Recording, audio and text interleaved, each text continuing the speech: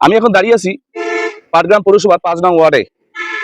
আসলে আমাদের এই নদীটাতে যখন বন্যা আসে একদম পুরা এলাকা ডুবে যায়, আর এই নদীর সাইডগুলো ভাঙতে থাকে। এই যেমন ওখানে ভাঙছে, শুধু এইটুক পানিতে ভেঙে গেছে। আবার এই যে এখন বন্যা আসবে, বন্যা আসলে মানুষের এই জমিগুলো ভেঙে একদম শেষ হয়ে যায়।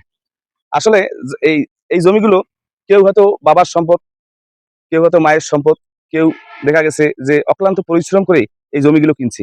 আসলে আমি মাননীয় প্রধানমন্ত্রী তারেক রহমান স্যারের কাছে অনুরোধ জানাবো যে অন্তত অন্তত এই নদীর বাঁধগুলো স্যার আপনি দিয়ে যাওয়ার ব্যবস্থা করেন।